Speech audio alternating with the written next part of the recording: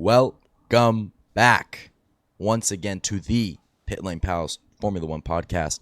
In this episode, we're going to be recapping the snooze fest turned chaos that was the Canadian Grand Prix this weekend, and I'm not gonna skip the main talking point of the day of the hour.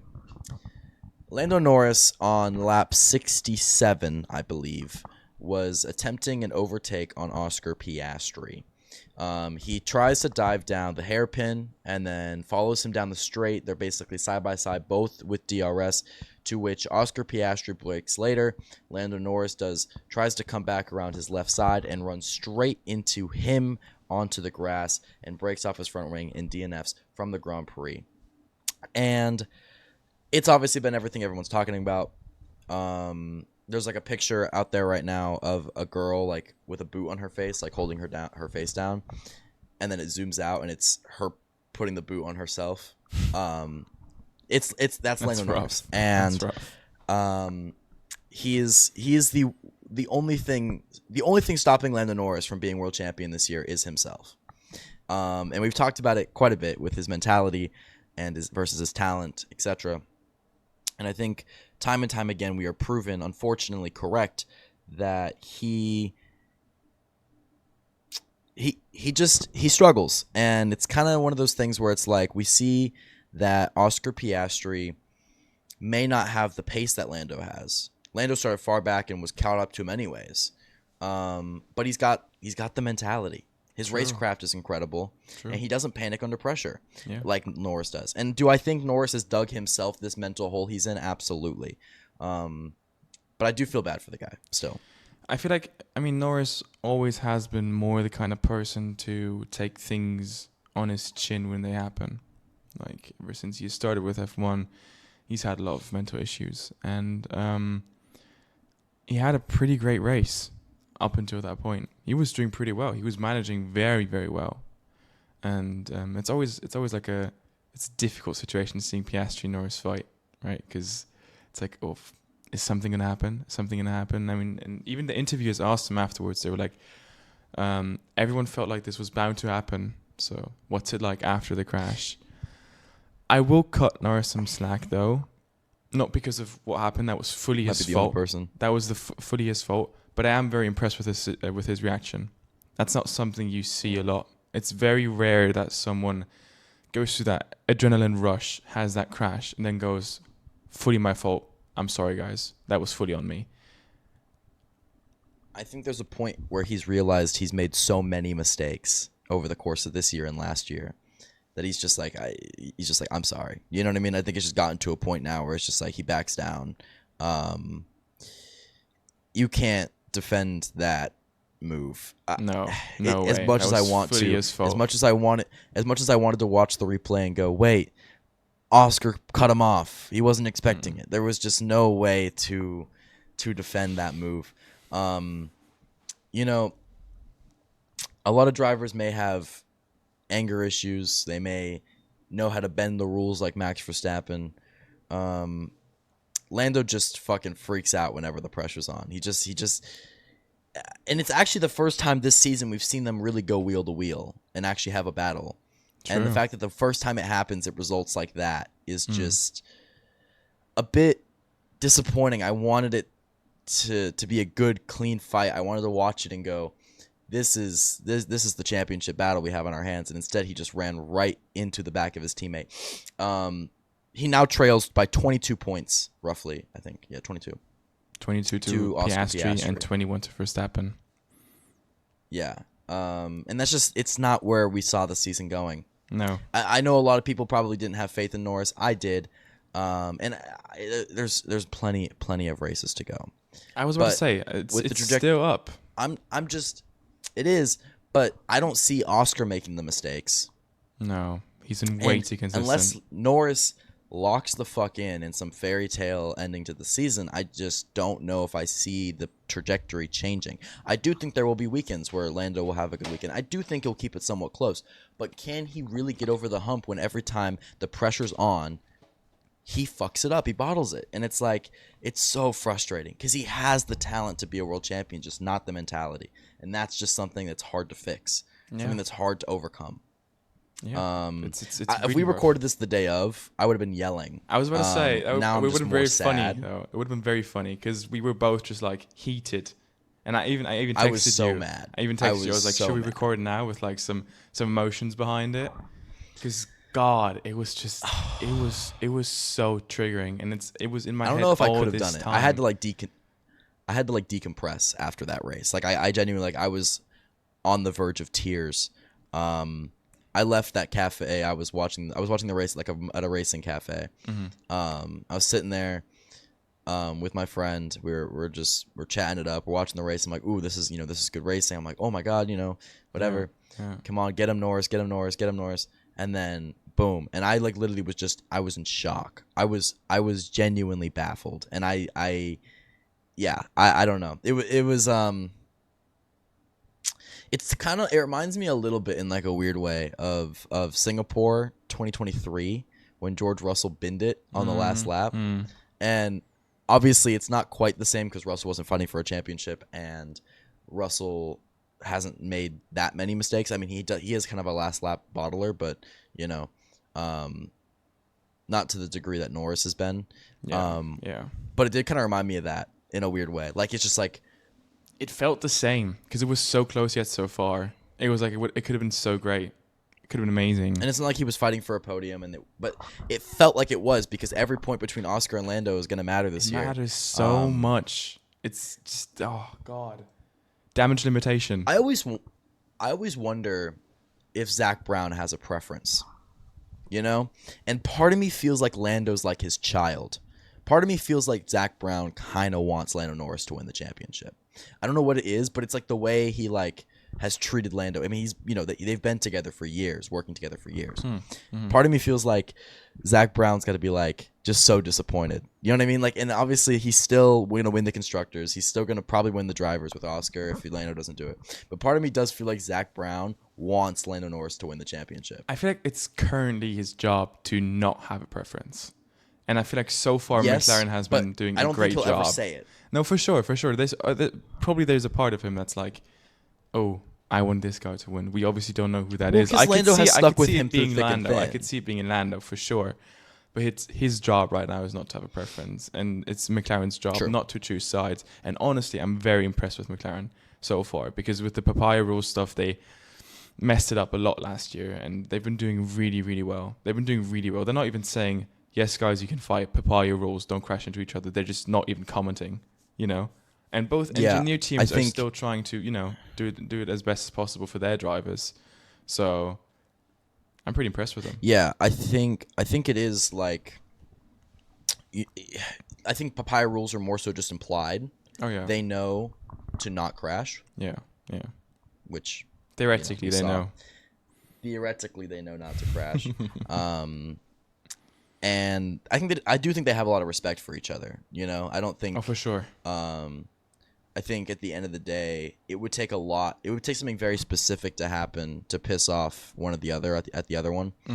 Because even then, Lando could have came on the radio and been like, "Oh, what the fuck is Oscar doing?" But he didn't. Exactly. No, he's reflected. So, yeah. Interesting race weekend on that topic. But at the bottom of the pool, I think something that's kind of gotten overshadowed by the event is Kimi Antonelli got his first podium in the Mercedes, which I thought was pretty cool. Love to see. I'm happy for the kid. What a guy. What a guy. I mean, just really has come out and like been everything we thought he was going to be, which I think is awesome. He had a rough 3-race stint in the triple header in Imola, Spain, and Monaco. But he's bounced back now, straight onto the podium. He was giving it to Max Verstappen the whole race. Like he was on his tail. Like he was really like, he wasn't just like a beneficiary. I mean, his pace was good. He kept Oscar Piastri behind for several laps. And managed to secure his first podium. I think that's pretty awesome. I did see a funny comment talking about how they were like, "Oh, you're gonna go celebrate your first podium?" He's like, I can't. I can't be hungover for. He's like, I have exams tomorrow. Mom would not be happy. So, just really like You can't hate Kimi Antonelli. It's You can't hate him. impossible. It's impossible to hate that It's guy. impossible. It's like there's no way that there was anyone watching that race at the end of the race being like, oh, Kimi Antonelli's on the podium. I hate that. I mean, the guy's a rookie. He's still got exams coming up. He can't party because of his exams, and then just races with Max Verstappen all race long. Like it was insane. It was incredible. What a drive, honestly. Yeah. What a drive. And I hope he can keep it up in Austria and really keep up the the trajectory he's been on has been consistently impressive throughout the entire year, and I'm really happy to see it for him. Like I have zero hatred in my body for Kimi. I don't think I ever can or ever will. Yeah. I say that now. We're gonna like jump forward in the future. He's gonna become like this like prick on the road, and everyone's gonna hate him. But that's I just don't see that's that the thing with Kimi. He's just like he's also a very likable driver. Like I get Verstappen criticism on track because he can be really rough on track and he can fight very very dirty as well. But Kimi's he's just very fair. At least so far, he's been very very fair on the road, and he overtakes with pace and not pushing the other car off track. So, I mean, it's very easy to like the guy. Totally agree. And I think it's also kind of a testament to Ferrari's struggles that Kimi Antonelli has got a Grand Prix podium before Lewis Hamilton this year. Is just that cannot be where Lewis or Ferrari saw themselves at the beginning of the year. I mean, Ferrari is just. They're just slow. They just don't have the pace in that car. I mean, obviously, I think Lewis has underperformed dramatically. Charles Leclerc is doing better, but also that Ferrari just isn't very quick. And neither of them are doing very well on any given weekend. It's an internal Currently, fight. both the Ferraris are behind both McLarens, which is fine, but also behind a Max Verstappen and a George Russell. Yeah. And Lewis is barely ahead of a Kimi Antonelli. And the teams. I mean, we're looking at Mercedes now almost 20 points ahead of the Ferraris in the Constructors' Championship. Just weird. It's definitely... I remember at the beginning of the year where they were like doing a bunch of cool photo shoots and there were so many tough pictures, and it's just like now everyone's just like Ferrari 100% aura, zero pace on track. Just only aura. Only aura farming. They spent all their offseason just getting cool pictures. They forgot to make a good car. I mean, you mentioned the picture with Norris in the beginning of like having the boot on her head or something. You have the same picture with Ferrari, because if you look back at the race, because who was stopping them from being successful? Themselves, pretty much. There's this internal fight going on. They don't care about what the drivers say. With Hamilton, it's been shocking, really, and with Leclerc as well. I mean, they refused to listen to a 7-time world champion. Strategically, they put Leclerc on a different strategy than he wanted to be. He said, "Guys, let's go on mediums. I prefer the medium." They've still put him on hard. Like, huh? It's ridiculous. It's ridiculous. And the guy comes into the box. And he's like, "What are these tires?" And they're like, "We put you on hards," and he just doesn't know what to say, because it's ridiculous when your driver tells you, "I prefer the medium," and this is also something he said during the race. He was like, "I prefer the medium. The medium was good. It felt really, really, really, really good." Then you follow that. You try to make that strategy work, and it's ridiculous how they can just ignore it. It just, I mean, what's the point? I don't get it. It's I mean, we've seen Charles Leclerc talk about it. There's been rumors, I should say. Oh yeah.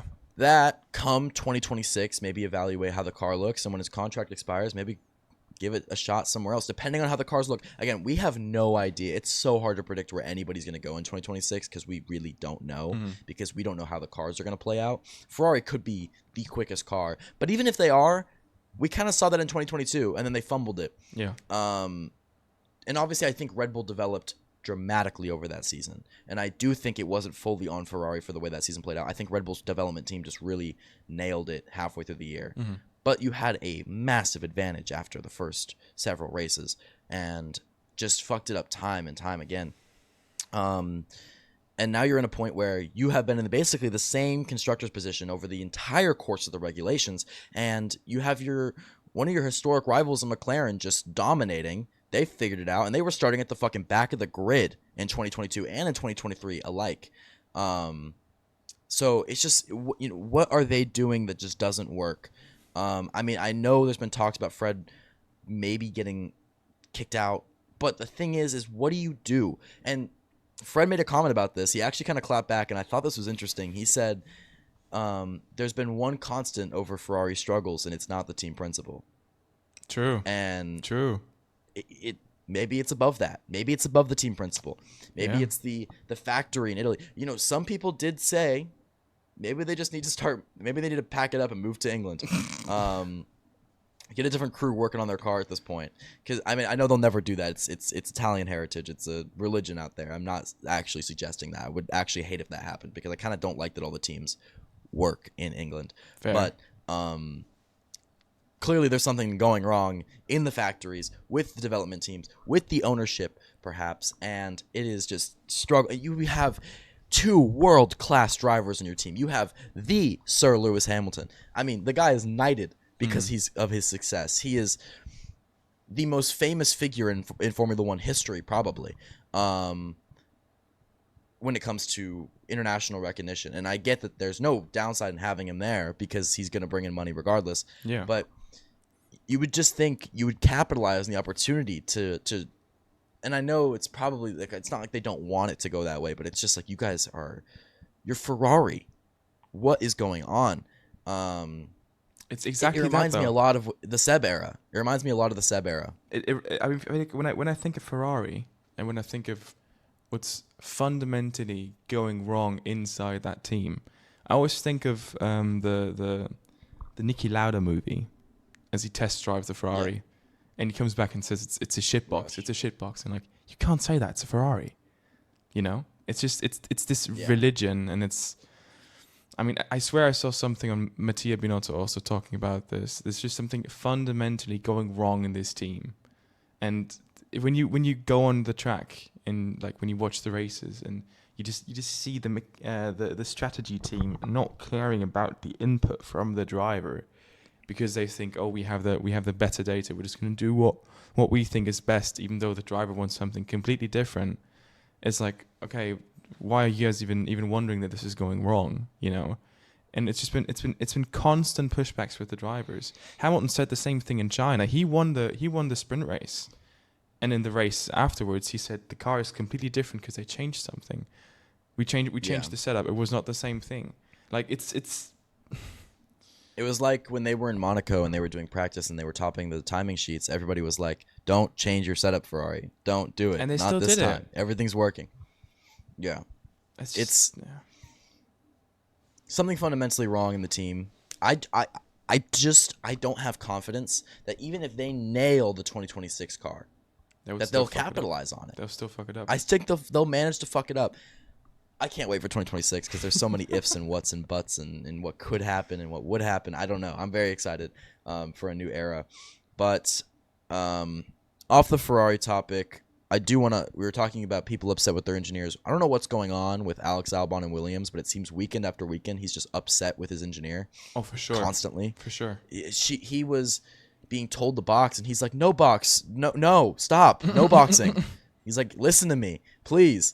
And I wonder what it is. I mean, what is it? I mean, I get that there is so much data and analytics that go into deciding a strategy and making a car and all the details. But when your driver's telling you, your driver who is dominating in your car, I mean, really, the Williams are completely outperforming the midfield. They are currently in P5. Mm-hmm. And the driver in Alex Albon, who has brought back that team really to success. I mean, he has 42 of the 55 points in that Williams still. And you're not going to listen to his feedback?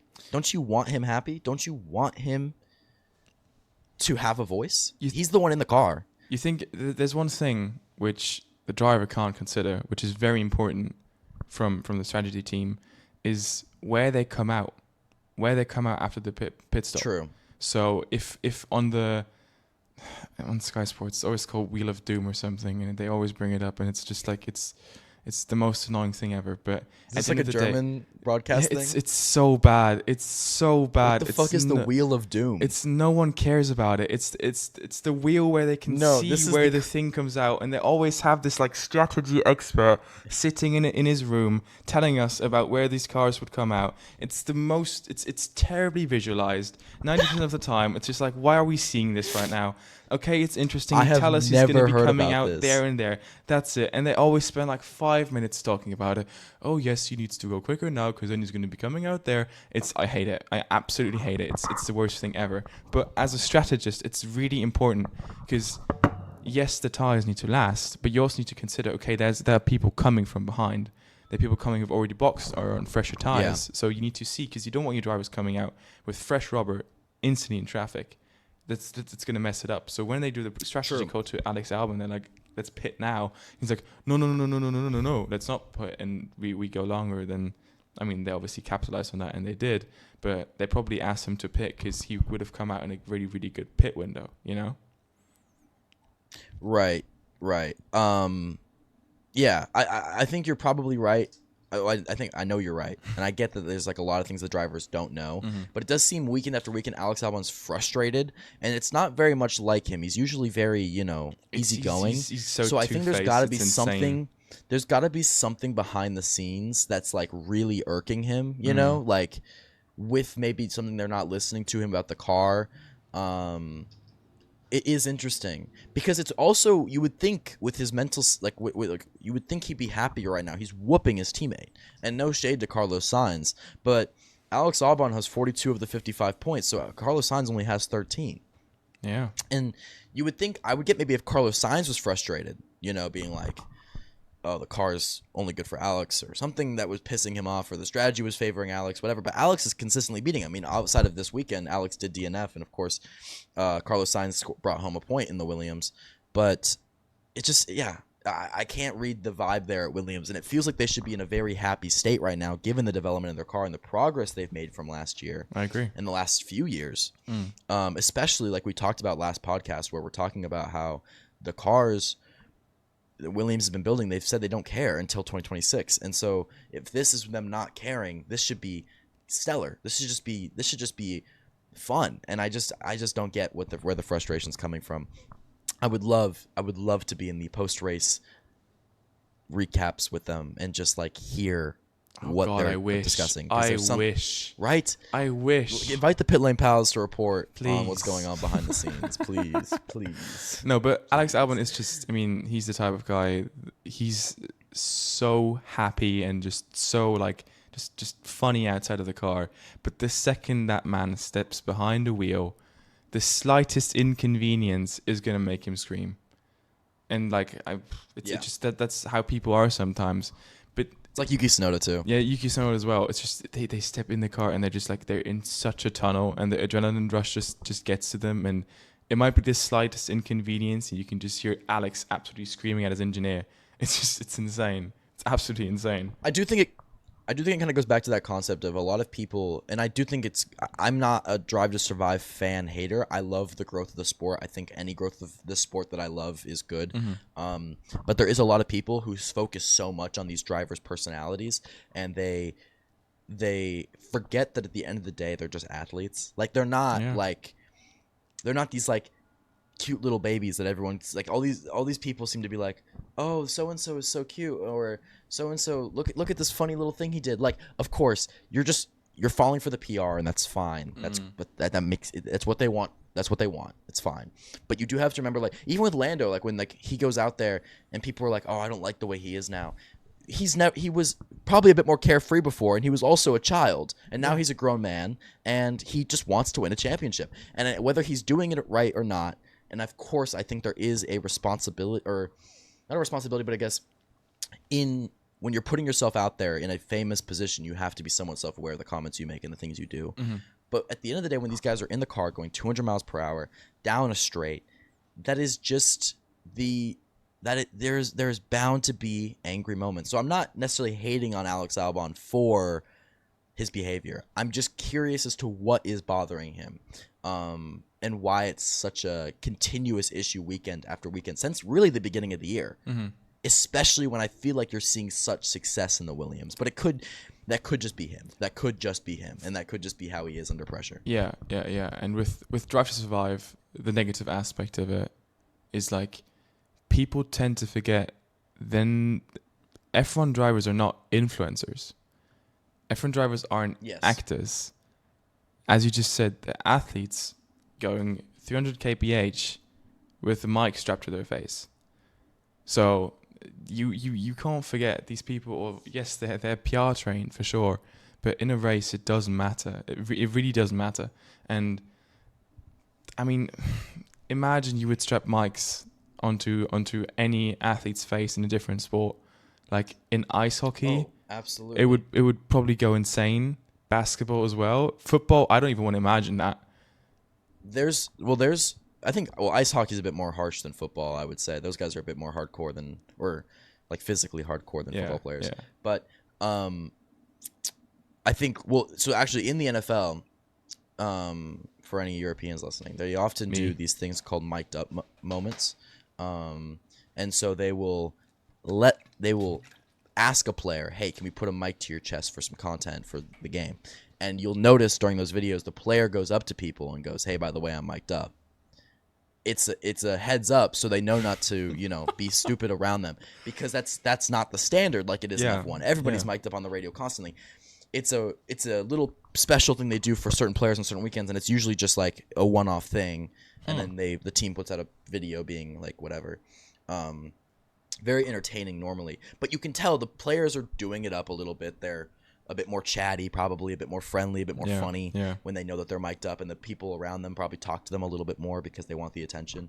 But it's not the standard, and so that's why, like, you notice in other sports, if they ever do that, it's a special thing, and it's a, hey, by the way, just so you know, don't say something stupid around me. I got a mic on my chest right now.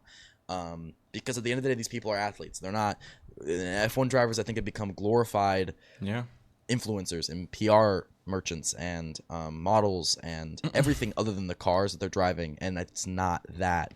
These guys from a very young age have been go-karts, and this is all they've ever wanted to do is drive cars. And it's like, I live in New York, and they just had this whole thing for the F1 movie premiere, and there was a bunch of drivers here, and there was a big PR thing, and many of them did show up, but Max Verstappen said he was asked if he was going to attend, and he goes, no, I've got a daughter to take care of. And that is like, remember, like, that, what? He's testing in Spa right now.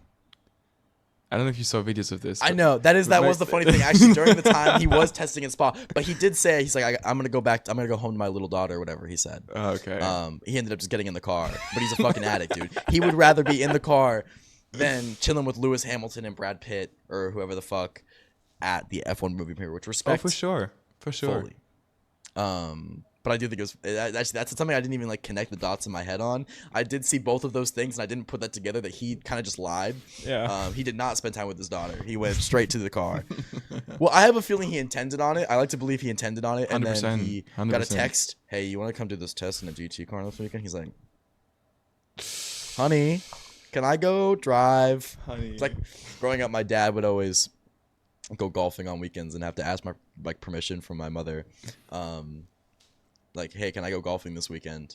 It was never a no, but like that's what I think his equivalent is of golfing on the weekend, is just racing on the weekend. Hey, I got an opportunity to go do a test. Like, it's funny, you get a weekend off and the first thing he wants to do is just get back in the car. That's a racer right there. What a life, though. Oof. Ooh, I was watching the 24 Hours of Le Mans. I know we won't really cover it because it's not what our podcast is for, but I would kill to drive a hypercar. Oh yeah, me too. I would fucking. It would be terrifying. It would be terrifying, but I would love to do it. In the middle of the night. Oh yes, it's so aesthetic though. God, it's so beautiful. Oh, it's so cool. And I do kind of want to talk about this actually. There was a couple funny things during the 24 Hours of Le Mans. The British commentators, one of the cars hit a rabbit. Oh. And they spent like so long talking about the deceased rabbit, and like they did a moment of silence and everything for the dead rabbit. And then they put him actually on the DNF screen. Did not finish. I feel like Le Mans commentators are always the best clips. Yeah, I know. It's the one from before, and I'm not gonna say the H word, because I don't want to get. I don't know if YouTube's gonna like that or something. But they were like, oh, if you can't have cake at what is it? Oh yeah, 2:30 in the morning. What can you have? And he's just like, if you don't know the clip, look it up. But also the Spanish commentators in the middle of the when night they were were singing. just singing, fucking espresso macchiato, that song from Eurovision. But with They're just Le Mans. like, yeah, they're It's just God. like that is. Dude, it's like they gotta be so tired. I would love to commentate. That would actually be a dream. Would be to get the opportunity to commentate the 24 Hours Le Mans and just. I think I'd actually like that would be like a lifelong goal of mine. Would be somewhere to be on the media team for Le Mans and just be up for 24 hours just reporting, like just fucking down in my Red Bulls. I'm going through it. But just a sidetrack. But I thought that would be worth noting because that was obviously a big event in motorsport this weekend. It's one of the Triple Crown events. Because you mentioned former Formula One driver. Oh, sorry. Robert Kubica. Yeah, he won. I was gonna say former Formula One driver Robert Kubica won. Happy for him actually, because he obviously kind of had his career ruined by his accident that ruined his career with Ferrari and basically his career entirely. So for him to go win Le Mans with Ferrari is a pretty cool That's pretty special. That's pretty special. That's pretty cool. special. Because you mentioned the rabbit. You know why Lewis Hamilton was struggling all race? Did you see this? Because he hit a groundhog. He hit a groundhog, and he was struggling all race because of the damage from the groundhog. And he came to he had the interview afterwards, after the incident, and he felt so bad for the groundhog. He was like, "I love animals, and I feel terrible for the groundhog." I know he really is though like an activist for all that stuff. Yeah, I so fully get that. I fully really get that. Funny. Yeah, like not funny, but like ironic, I should say. Rest in peace, Mr. or Mrs. Hogg, whicher one it was. And moment of silence. We're keeping you in our thoughts and prayer. Moment of silence. I don't got time for moment of silences. We don't. We don't have time. There was something else I wanted to talk about. The current state of the Red Bull driver lineup outside of Max Verstappen. Once again, I just want to. Isaac Hadjar is cooking. He is. And he is. He was asked. You know, if you were given the opportunity to go up to Red Bull, he's just like, no. He's like, no, don't do it. You can see the fear in his eyes. He's like, no, please. Nico Rosberg actually told him also to say no. He rang him up and he was like, don't do it. True, I saw that. Don't do it. I saw that. Just don't. Ooh, and speaking of Nico Rosberg, there's, I don't know if you know about this, but there's a thing on social media about how Nico Rosberg curses drivers when he takes a picture in front of their pit box, whatever. And he took a picture before the race at the spot that Lando Norris crashed into Oscar Piastri. I'm dead serious. If you go to his Instagram, you'll see what I'm talking about. He did it. He cursed that fucking spot on the track, dude. He cursed it, and I think Lando Norris needs to blame Nico Rosberg for what happened and not himself, actually. Oh, so, no, he did. You're looking it up right now? Did. Yeah, I'm not lying. It's actually insane that he pulled that off. Oh god. The curse continues, man. Curse continues. It does. And you know what? Since there wasn't much else that happened during the race outside of, whatever. George Russell won, whatever. But since we're kind of just going on like a little bit of a funny moments tangent, I do also want to mention for the F1 movie premiere, the drivers had the worst. I don't know who tailored their suits for that event. Oh yeah. But 90% of them looked like shit. I could do better than 90% of them. Of course, Lewis Hamilton looked absolutely pristine in his outfit, but he never disappoints. He's like a fashion guy, so it's like fine. For sure. But like, I mean, I could go on and on about so many different people's suits. Actually, I saw some hate for Yuki Tsunoda's baggy suit. I kind of like that one. It kind of fit him because he is smaller, so it kind of like it was kind of irony of it. It was intentionally not fitted. The other ones looked like they were supposed to be and just weren't well done. And I'm not like a suit guy. Like I'm never wearing suits like in my day to day to really know what I'm talking about. Yeah. But like I wasn't the only. I saw it and I was like, that's. Like 90% of these guys look like shit right now. I do love myself some suits, and I do know what you're talking about. And specifically, and I remember the only one. I remember Ollie Behrman's suit looked so awkward But in general, he was also just like, Yeah. I saw so many videos of him just like, he didn't know how to pose. He didn't know where to put his hands. He was just like struggling around, fiddling around all the time, not really sure what to do. And somebody made a good point here, and I will actually give some props where it's due. The F1 drivers' girlfriends like outdressed them dramatically. Oh, like, yeah. They looked put together. Fucking Charles Leclerc's suit was like, it looked like. Let me just pull this up. Yeah, keep it going. Look at it. It's like this beige suit. He looks like he's like about to like check me into a hotel, like a nice hotel. Like it just like fucking Isaac Hadjar's suit doesn't fit at all, and he's got the Hugo Boss shirt underneath the suit, which like doesn't really work. I could go on and on, dude. It's across the board was just not a good performance. They all kind of just looked like shit. I think Lando's suit was all right. But it's like, you guys are, I mean, I get that it's not probably the thing they all want to be doing at the moment, but it's also like, you guys are millionaires. Yeah. Not all of them. Well, most of them. But, you know, like, I was disappointed. They all kind of looked like shit. And maybe they just really didn't want to be there. But I know you guys can pay a good tailor to make yourselves look good for the F1 red carpet. Gasly's hair is just also just, but that's not the podcast we're here for. It's not. We're not here to talk about. We're not going to start talking about Gasly's hair transplant allegedly. Oh god, no. But no, I wanted to talk because I was just like, guys, what are you doing? You guys are supposed to be like the 20 best drivers in the world. You're supposed to be these like icons of motorsport, and you all just kind of came together, put together like shit. Besides Sir Lewis Hamilton, of course, which deserves his obviously props where it's due. Obviously, he's fitted up. He was fitted up. Predictions time, yeah, I think. I guess because if we're not gonna do well, the race isn't till next weekend though. I'm just saying should we go through them? I'd love to not go through our them last because, predictions. our last predictions. Yes. We'll go. Okay, yes. I thought you were talking about for the next race. I'm like, yeah, a little bit to the next race. Yes. You want to get started? I'm gonna just get started and get it over with. Predicted the Lando Norris pole did not happen, not even close. Predicted the Lance Stroll DNF did not happen, not even close. Pretty close. He finished last. What else did I predict? Do you remember my third one? I don't. I was actually gonna ask you if you remember mine.